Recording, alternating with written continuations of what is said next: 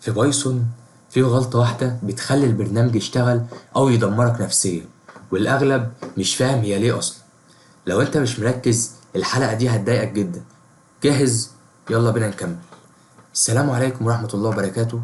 في الفيديو اللي فات احنا شرحنا يعني ايه متغير، رجعنا يعني ايه متغير، وخدنا أنواع المتغيرات، وقلنا ازاي نخلي المستخدم هو اللي يدخل القيم المتغير، وشرحنا if و else. طيب خلينا ناخد حاجة سريعة كده. أنا لما قلت لك أما عملنا شرط if وحطينا المسافات دي، طيب ليه حطينا المسافات دي؟ طيب تعالوا نشيل كده المسافات دي ونشوف ايه اللي هيحصل. زي ما انت شايف كده جاب لك او باين لك ان في ايرور. طيب تعالوا ندوس ران. زي ما انت جاب لك كده قال لك في هنا ايرور. طيب ليه جاب ايرور؟ لان دلوقتي انا قلت له شرط. تمام، تعالوا نشيل الشرط.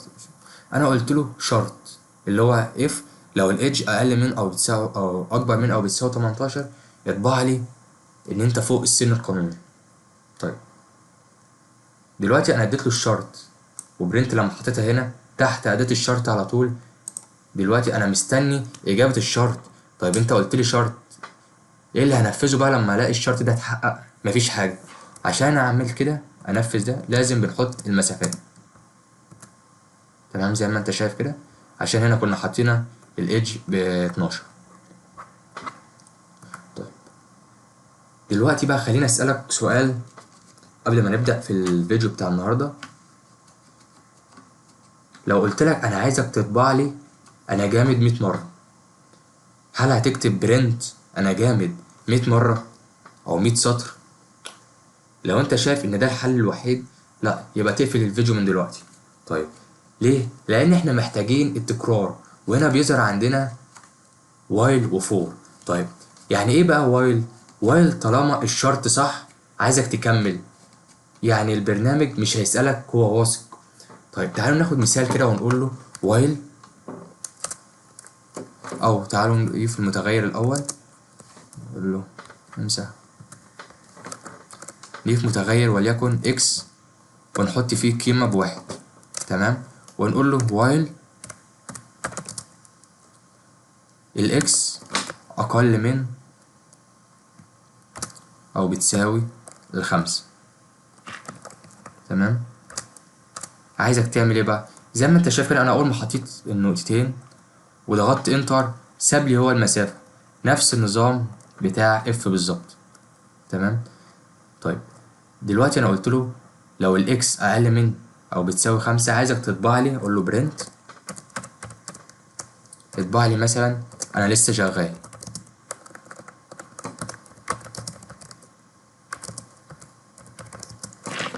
طيب وهنضيف له نقول له ان الاكس ايكوال او بلس ايكوال 1. طيب تعالوا نشوف كده ودوسنا رن. زي ما انت شايف كده طبع لي انا لسه شغال 5 مرات.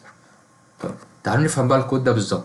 دلوقتي انا قلت له ان عندك متغير اسمه اكس، والمتغير ده جواه القيمة اللي هي 1. تمام. طيب دلوقتي انا بقول له وايل، يعني ايه؟ يعني طالما المتغير الاكس ده اقل من او بتساوي 5 عايزك تطبع لي برنت. قلت له امر برنت اللي هو الطباعة، عايزك تطبع لي انا لسه شغال، وكل مرة تزود على القيمة 1. طيب احنا لو زودنا على القيمة مثلا 2 هيطبعها لي كام مرة؟ تعالوا نجرب ونشوف. طبعها لي 3 مرات بس. طيب ليه؟ لان احنا بنزود عدتين، بدل ما كنا بنزود خطوة لا بنزود خطوتين. تمام، واحنا محددينه لحد 5 بس. طيب ايه هيحصل لو احنا شلنا السطر ده؟ قدامك 3 ثواني بس فكر فيهم. طيب. فكرت؟ قلت الإجابة؟ طيب تعالوا كده نجرب ونشيل ونشوف إجابتك صح ولا لأ. طيب لو احنا شغلنا دلوقتي هل هيقف؟ لأ مش هيقف. ليه؟ لأن دلوقتي أنا ما قلتلوش يزود، هو أنا مديله القيمة للإكس بتساوي 1. تمام، فأنا ما قلتلوش تغير القيمة دي. ما خليتوش يغير، زي ما انت شايف كده هيفضل شغال يقول انا لسه شغال انا لسه شغال، وهنا برضو في كمان كلام.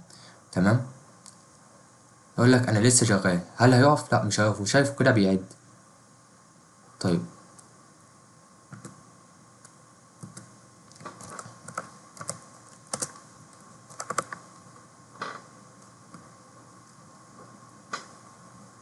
وقف لما انا غيرت الكام اللي جوه. تمام، نرجع الكود بتاعنا زي ما كان.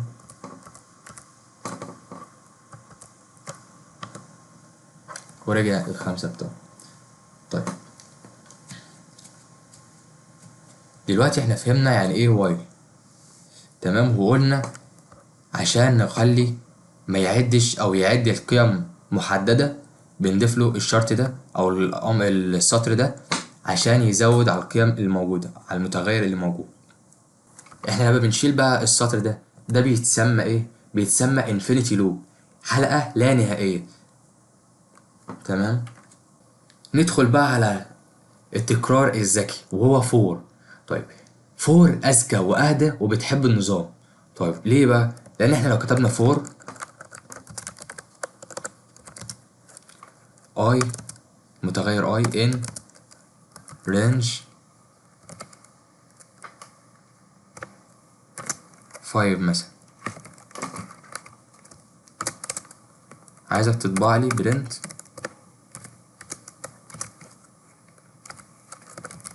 بايثون تحت الضغط. طيب دلوقتي هنا البرنامج عارف من الاول هيكرر كام مره من غير وجع دماغ. يعني انا قلت له عايزك تكرر لي 5 مرات، فهو هيكرر الخمس مرات على طول. شوف كده، 1 2 3 4 5. خلونا نتك تاني على المسافات ونشرحها بشكل متعمق اكتر. تمام، وخلونا ناخد مثال ونقول له مثلا if، او تعالوا نضيف المتغير وليكن متغير y equal 5 مثلا.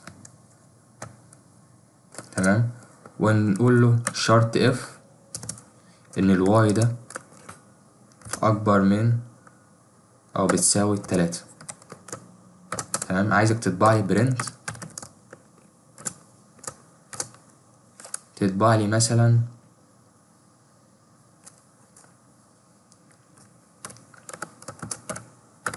اكبر من 3. طيب وهقول له برنت في الاول هنا برضو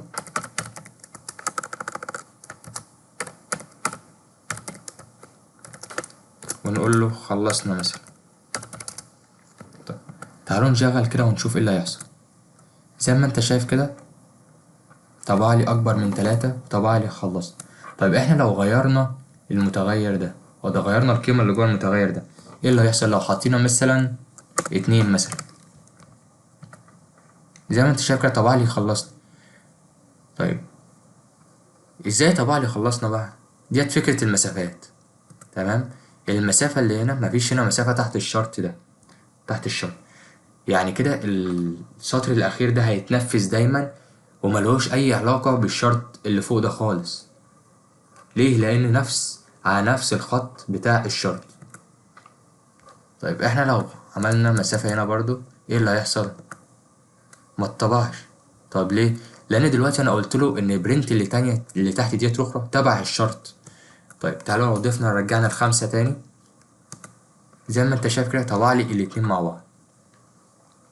هي دي الفكرة. تمام. طيب اي حد مش فاهم المسافات في بايثون عمره ما هيكمل، مش عشان صعبة، لا عشان مش مركز. طيب دلوقتي انا عايزك تعمل برنامج يعد من 1 لحد 100 ويطبع زوجي لو الرقم زوجي وفردي لو الرقم فردي باستخدام فور واف والمسافات الصح. طيب